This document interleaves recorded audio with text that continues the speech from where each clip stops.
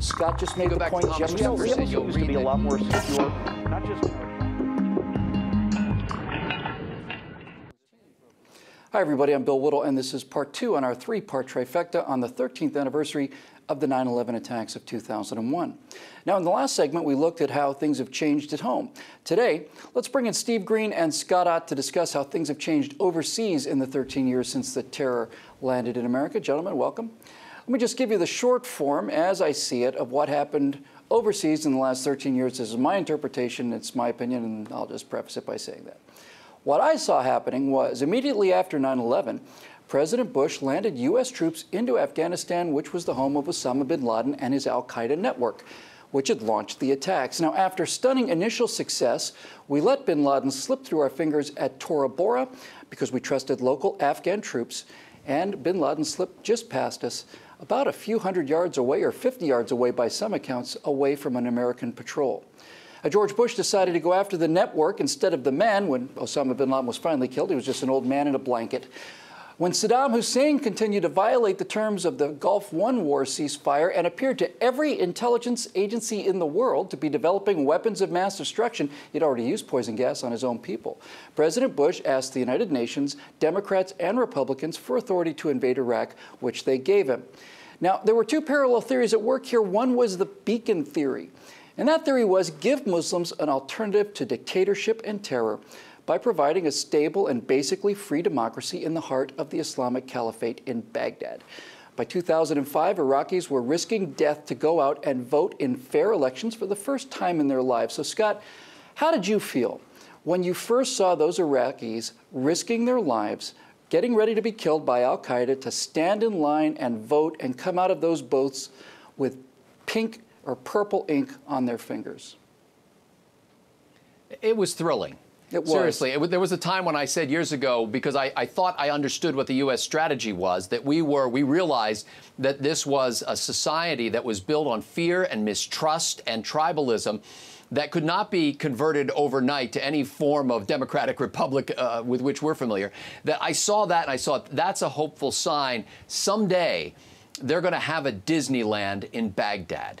And I don't mean that to say that, you know, Iraq would collapse in the face of American cultural hegemony and all that kind of stuff. But it was someday they were going to be so free that literally Iraqi families would be able to go to a place where it was nothing but fun, and they would literally be paying for the privilege of doing things that felt dangerous. Unfortunately, we gave up on that idea. We thought that the purple finger was enough. But people will immediately revert to their old fearful way of life if they don't think that we're in it for the long haul, willing to stick with it and willing to enforce by American military might their right to the franchise. And we'll come back to that idea. Now, the second theory, aside from the beacon, a place of relative democracy and safety in Iraq, the second theory was the flypaper theory.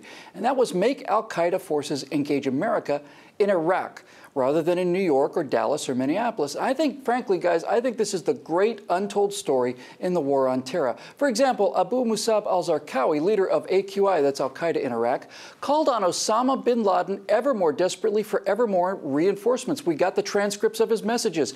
That kept calling for more and more help until two 500-pound bombs from the United States Air Force put an end to that discussion.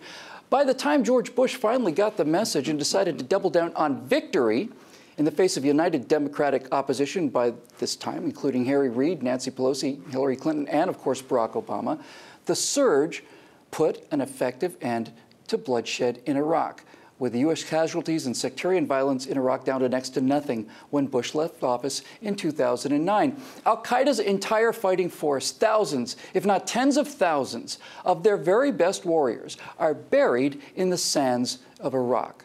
Now, President Obama took office promising to withdraw troops from both Iraq and Afghanistan, and emboldened by this, the seeds of new terror networks began to grow. By backing Islamic radicals in Libya and Egypt and tolerating them in Syria and Iran, new and even more violent groups like ISIS emerged. Now, Steve, do you think a simple status of forces agreement in Iraq could have prevented this horror? And also, is it really a good idea to not only to reveal to your mortal enemies that pretty soon you're going to be packing up and going home? Don't you think it's not such a great idea to actually promise that you're going to do that? Well, the reason why the surge worked is Bush said he was not only committed to sending combat brigades over starting immediately, but they were going to stay as long as it took to turn this thing around, and that's exactly what he did. But how did we get to the point where we would have a president that would purposely sabotage his own negotiations on establishing a status of forces agreement where we could keep at least a minimum footprint of 10 to 20,000 troops on the ground in Iraq, which would mean we would not be in this present situation? The reason we got this is Bush did not treat the situation seriously enough before the surge. He spent 2006 pretending that the Iraqi civil war was not raging.